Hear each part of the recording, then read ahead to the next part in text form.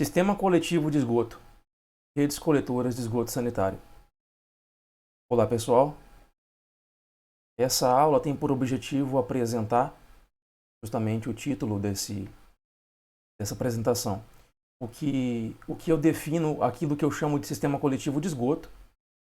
A aula vai abordar o sistema coletivo como um todo, entendendo as suas unidades, e ela vai dar abertura para um tratamento em especial a uma unidade especial desse sistema, que é a rede coletora de esgoto. Eu quero começar apresentando, então, com imagens também em conjunto com textos, com pequenos textos e referências normativas, o que vem a ser esse sistema coletivo. Bom, nessa primeira imagem, bastante esquemática, fica claro entender, e eu quero ressaltar aqui na visão com vocês, a relação, o que se espera ao conceber um sistema de coleta de esgoto. Nós temos uma representação de um residencial, de um segmento de bairro residencial. Essa linha pontilhada, ela representa a coleta de esgoto. Temos então aqui o que representa a tubulação de esgoto, que vai receber o esgoto das residências. E a representação aqui da chuva é para salientar a importância em um projeto, falando de saneamento, a importância em se separar a água da chuva da água do esgoto. Fica totalmente inviável projetar uma tubulação, um dimensionamento de uma rede coletora, se eu pensar em também lançar a água proveniente, a água fluvial, a água proveniente da chuva nessa tubulação. Então, um sistema ideal, modernamente como utilizamos, é muito importante que tenha-se um sistema fluvial que vai coletar a água da chuva e um sistema de esgoto que vai coletar os dejetos provenientes do esgoto. Então, mesmo que o corpo receptor seja o mesmo. Aqui eu já tenho também eu deixo registrado aqui, e vocês estarão recebendo, junto com essa videoaula, um material bem completo em relação à rede coletora, que citam as normas e uma boa bibliografia em cima desse tema. É um trabalho autoral que eu desenvolvi há uns anos atrás. E eu acho que vai ser bem útil, aliás, acredito que vai ser bem útil para quem se interessar por esse assunto. Essas duas normas, elas dão orientações pertinentes ao projeto de uma rede coletora de esgoto, do sistema coletivo, abordagens. E a gente pode, a grosso modo, definir o sistema coletivo em quatro unidades, que é a rede coletora, a estação elevatória de esgoto, a estação de tratamento de esgoto e o corpo receptor. Essa imagem já ilustra de forma didática basicamente todos esses elementos listados aqui. E é interessante fazer um paralelo entre o sistema coletivo de esgoto e o sistema de abastecimento de água. É interessante pensar na questão muitas coisas são comuns, né? A gente está falando de tubulações, de canos, pelos quais serão transportados líquidos. No entanto, o esgoto, quando eu falo em esgoto, eu estou falando em uma saída. Ele vai partir da residência até um corpo receptor. Então é o estágio contrário do recebimento. Veja que interessante pensar isso. Quando a gente fala no abastecimento de água, a gente tem primeiro o manancial, e desse manancial a água tem que chegar até a minha residência. Então ela faz um processo de chegada, um processo em direção à minha residência. E o esgoto é o contrário. Ele faz um processo de saída e vai chegar até um corpo receptor. Muitas unidades são bastante semelhantes, né, colocando ainda em paralelo esses dois sistemas, a coleta de esgoto e o abastecimento de água. E muitas vezes a estação de tratamento de esgoto, ela de alguma forma ela é conectada ao sistema de abastecimento para fazer com que essa água retorne, né, a partir dali para as residências novamente. Então existe também uma conexão entre esses dois sistemas em um certo momento. Quando a estação de tratamento de esgoto, ou a gente chama se conecta a uma estação de tratamento de água, ou tem um paralelo entre elas, e essa água tratada também retornará para as residências.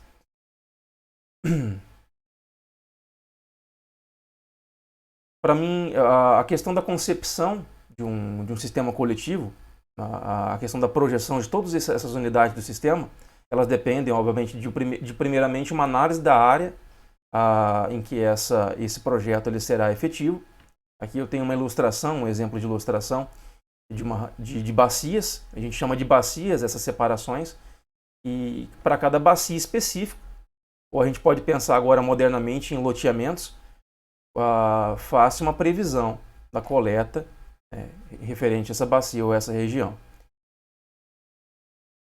Aqui eu já tenho uma imagem que ilustra muito bem o ponto de ligação da rede coletora. Agora eu já estou abordando aqui propriamente a rede coletora de esgoto. Lembrando que a rede coletora ela é um dos elementos que constituem o sistema coletivo como um todo. E nessa rede coletora eu tenho aqui alguns elementos que estão sempre presentes. Então, da ligação, esse tubo que eu estou sublinhando, ele é o coletor público. Aqui eu tenho um tubo de inspeção e limpeza, que geralmente ele tem uma outra forma. E geralmente eles não são utilizados, eles são utilizados, pelo menos na nossa região, o mais utilizado é o posto de visita. Eu vou ilustrar daqui a pouco. Mas esses tubos de inspeção e limpeza também são utilizados. Essas conexões entre o coletor público, entre os ramos do coletor público, fazem conexão entre os ramos. A ligação com a residência se faz por uma curva, geralmente por uma curva, por uma conexão com o coletor público, e essa ligação vai ter uma curva que vai direcionar uma tubulação, provavelmente com um diâmetro menor, até a residência. E aqui ainda teoricamente existiria uma caixa de ligação dentro da residência, e o tubo de inspeção e limpeza da rede conectado com a rede residencial, além da ligação. Aqui alguns detalhes. Essas duas imagens, essa imagem do posto de visita e essa imagem da conexão com o coletor público, são imagens que eu também fotografei pessoalmente aqui em obras da minha cidade, de Santa Fé do Sul. São obras reais de uma rede coletora em desenvolvimento, em construção. O que eu mostrei há pouco aqui atrás, esse tubo de inspeção e limpeza, como eu disse, pelo menos em minha região, o mais comum é se ver esse tipo de construção. Então é muito comum que você vê, é muito comum observar nas ruas, inclusive aqueles tampões, e justamente eles estão cobrindo essas aberturas. São conexões com o coletor público, que permitem a limpeza. Então aqui uma pessoa consegue entrar aqui, realizar a limpeza, então fazer alguma desobstrução que pode ocorrer, que o esgoto tem desses problemas. Então eles são necessários. Essa imagem apresenta uma caixa de passagem que é menos comum.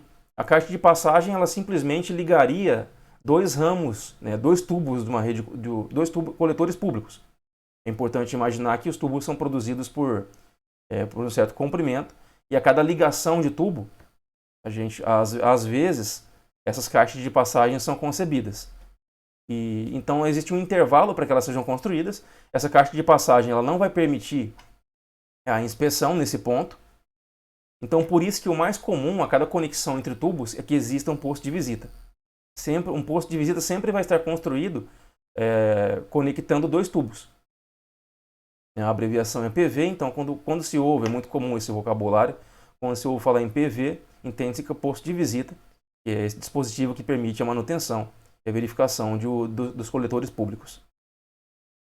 Essa ilustração mostra bem a conexão coletor público. Então eu tenho esse coletor aqui é de 150 milímetros, só por curiosidade. Inclusive é o diâmetro mais comum nas redes coletoras, falando em rede coletora. Os coletores os emissários, que falaremos daqui a pouco, terão diâmetros bem maiores. Mas aqui eu tenho os detalhes de uma conexão entre o coletor público e o ramal predial, o ramal que irá até uma residência. Desde a curva, então os quatro dispositivos que fazem parte. Eu tenho o ramal, a tubulação do ramal, uma curva que conecta com o coletor, esse selim, ou luva, e uma junta elástica. E essa junta elástica tem uma função interessante, que é a de promover uma menor infiltração da água da chuva. Inclusive no dimensionamento de uma rede coletora, essa infiltração ela é prevista. Por mais que ainda contenha essa junta, ainda devido à ausência ou rompimento dela por estar subterrânea, é prevista uma infiltração de água da chuva nessas conexões do coletor público com o ramal predial. E aqui um detalhe ainda da mesma obra, de como essas conexões podem ser feitas. Na perfuração manual, algo bem manual aqui, a conexão e o selim. Eu tenho aqui uma outra imagem didática, que apresenta o sistema coletor completo, que é composta, como já foi listado, por órgãos acessórios, no caso são os postos de visita, as caixas de passagem, esses dispositivos. Os coletores prediais, que são aqueles tubos mostrados há pouco, que são esses coletores que estarão no meio das ruas, geralmente estão no meio das ruas, ou logradouros.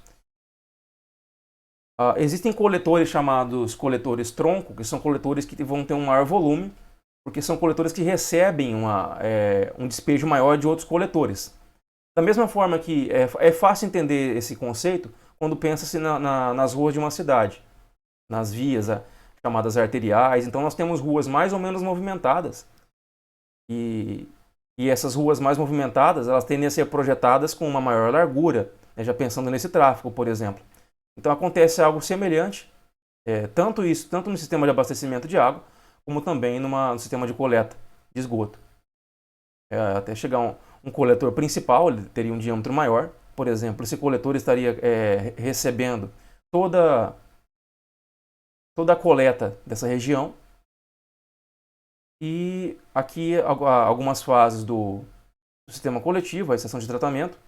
Aqui não está apresentada uma estação elevatória, mas é importante também dizer que, da mesma forma, o ideal, né, o plano ideal seria que esse esgoto conseguisse escoar por gravidade, né, se a topografia ajudar até certo ponto, dentro de certa medida isso é possível, mas quando não, da mesma forma que se faz necessário estações elevatórias para levar água a pontos distantes ou mais elevados do ponto de partida, também faz necessário esse bombeamento, esse recalque do esgoto. Então, tá aí as estações elevatórias para pontos mais altos até ele chegar ao seu destino final. Emissário é o nome que recebe o conduto que vai fazer a ligação até o corpo receptor, até onde esse esgoto será despejado. E aqui eu tenho uma ilustração mostrando um emissário em construção, em processo de construção, e aqui o receptor desse emissário, o corpo receptor.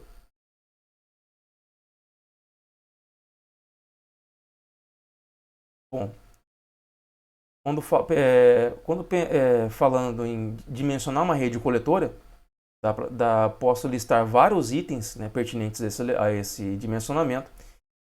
E esse material acompanha, eu não vou ler todos os itens, eu quero aqui apenas chamar a atenção para os principais, mas dentre eles, o primeiro passo, isso também dentro de um abastecimento de água, a topografia, o levantamento planetimétrico é muito importante, ele é essencial para então conhecer a geometria de elevação e de área do meu terreno. Dados do projeto, como as populações previstas. E é interessante quando a gente pensa em rede coletora, porque numa rede coletora, diferente do sistema de abastecimento, dentro de certo ponto, pensa-se em um tempo, em uma saturação de uma região. Então, se eu estou projetando uma rede coletora para uma determinada região, eu vou pensar então em que ela venha suprir a coleta de esgoto para uma população de início do plano. Então, porque essa rede ela é feita ainda com o loteamento, a região em construção. Ela antecede essa construção. Então, os dados são todos baseados em estimativas ocupacionais. Então, eu tenho primeiramente uma estimativa inicial de ocupação e faço uma estimativa final de ocupação. E eu tenho então duas populações, e a minha vazão e o meu dimensionamento ele deve estar então permeando essas duas vazões, o que eu chamo de vazão de fim de plano e vazão de início de plano. Assim como para o sistema de abastecimento de água, a vazão ela é essencial e primária, também para a rede coletora ela é. Na verdade, se eu estou falando de dimensionar condutos que vão conduzir um líquido, obviamente que pensar na vazão é essencial para dimensionar esse tipo de elemento. Aqui eu tenho uma ilustração, inclusive isso será tema das nossas aulas. Esse aqui é uma pequena região que será objeto de estudo de nossas aulas. É um pequeno loteamento. Fica bem claro agora fazer um paralelo entre o que foi dito aqui, referente aos elementos do sistema coletor completo. Ao olhar para essa imagem que representa um loteamento, esses pontos em que você nota as cotas descritas tem os postos de visitas. A ligação entre dois postos de visita, eu tenho aqui um tubo coletor, um coletor público. Vejam que as cotas são importantes. Inclusive, como foi dito há pouco, o levantamento planimétrico é essencial justamente para mim definir as posições desses postos de visitas e definir o cadeamento desses tubos, tentando aproveitar ao máximo a gravidade. Então, aonde aproveitando a gravidade e trabalhando com as declividades, aonde cada conduto vai seguir. Então, as possibilidades são inúmeras, mesmo em um pequeno loteamento como esse. Vejam que aqui essas setas indicam os caminhos já adotados, já tem uma concepção de projeto aqui das direções proveniente das cotas. Mas é interessante pensar que se essas cotas fossem diferentes e mudassem as direções altimétricas, esses caminhos poderiam ser completamente diferentes. Então, esse é interessante ser colocado. E esse loteamento será, como disse, um alvo dos nossos estudos. E, inclusive, começaremos a tratar dele agora. Na verdade, no formato de um pequeno exercício que eu quero propor para encerrar essa introdução ao sistema de esgotos sanitários. Então, eu disse há pouco que a vazão ela é fundamental para o dimensionamento de um projeto de uma rede coletora. E também disse que quando pensamos na concepção de uma rede coletora, temos duas vazões a serem consideradas: a vazão de início de plano e a vazão de fim de plano. Geralmente, as previsões, pelo menos dentro das normas técnicas brasileiras, elas prevêem uma saturação de uma região dentro de 20 anos no máximo. Então, essas vazões de fim de plano são previstas por um período de 20 anos. Ao decurso das aulas, eu vou apresentar para vocês algumas tabelas. Na verdade, esse material que estou citando aqui, vocês terão acesso também, junto com essa apresentação, com esse pequeno exercício de introdução sobre vazões. Segue um material, como já foi dito, poderão ter acesso, fiquem à vontade para ler esse material. Mas eu vou, ao longo das aulas também, ressaltar pontos importantes que serão abordados dentro desse material, como tabelas que definem coeficientes, questões estatísticas e reformulações hidráulicas que nos levarão a fazer um dimensionamento de uma rede coletora ou de alguns elementos dessa rede. Aqui eu quero unicamente agora falar da vazão. Quero encerrar essa aula falando das vazões. E as vazões, para quem também já teve a contato com isso no sistema de abastecimento de água, nota que as fórmulas são muito semelhantes, até porque o conceito de vazão ele não muda. O que muda aqui é que dentro desse contexto de rede coletora, nós temos um novo coeficiente a ser considerado nos cálculos, e que temos duas vazões. Então aqui, a primeira vazão, lembrando que aquele conceito de vazão, lembrando que também esse valor aqui ele sai do tempo de um dia, a média por dia, a vazão de esgoto por dia. O que ele representa o consumo, e na verdade quando eu penso em consumo, é no sentido agora de não consumir propriamente. Até parece que sou estranho, né, consumir quando eu falo em rede coletora de esgoto. É aquilo que é quase o desperdício, aquilo que você, né, proveniente das suas necessidades fisiológicas, do seu lavar as mãos, vai estar contribuindo para o incremento do esgoto. Então esse é o consumo proveniente do sanitário e das torneiras da sua casa. Basicamente é isso. O consumo nesse sentido.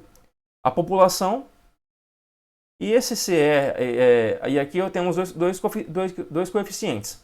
Aqui a população e o consumo por cabeça, essa população e consumo por cabeça, faz sentido.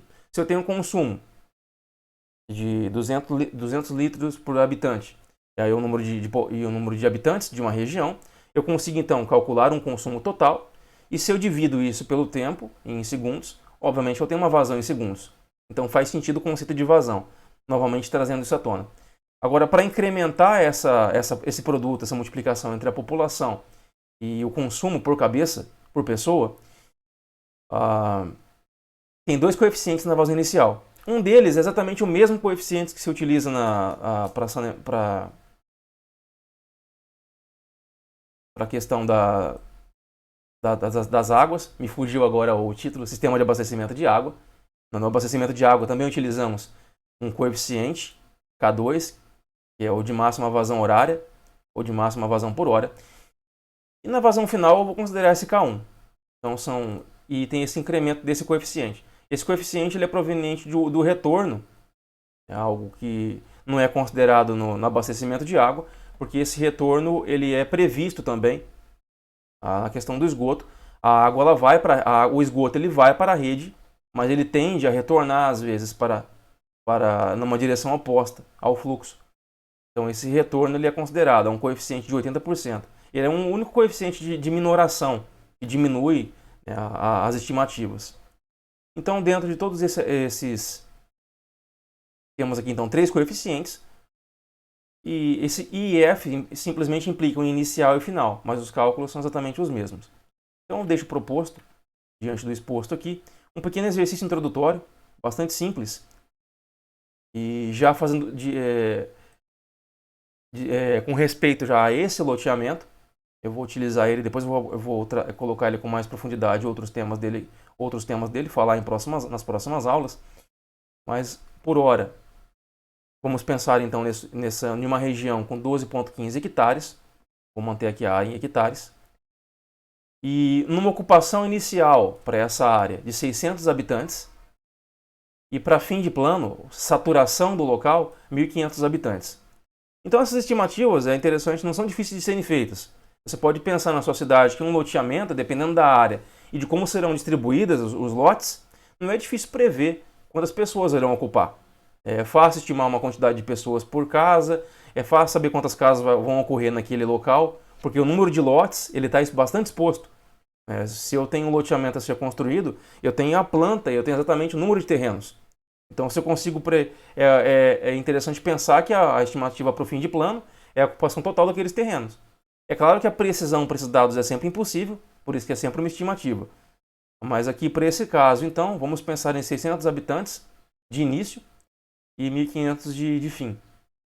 Então, dando esses valores para cumprir o que é pedido nesse exercício, que é calcular as vazões, vocês, antes de mais nada, vão ter que encontrar essa população para início de plano, estimada, e para fim de plano.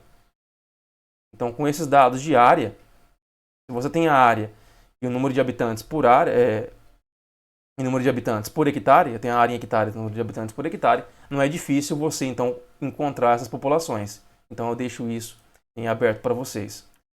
Uma vez que você encontrou essas populações para início e fim, utilizando as estimativas de ocupação, pode-se agora calcular as vazões, e as formulações serão utilizadas embasadas nesses coeficientes e no conceito do que vem a ser uma vazão. E considerando esses coeficientes, então, 1,2 para K1, 1,5 para K2 e 0,8 para esse coeficiente de retorno. Esses valores são praticamente fixos para esses coeficientes, raramente se utiliza outro valor. E então o consumo por cabeça, por pessoa, por dia, tanto para início como para fim, vamos pensar que se mantém, será de 200 litros. Então é isso que eu deixo proposto como exercício e para encerrar essa aula. É isso. Espero que tenham gostado. Um abraço.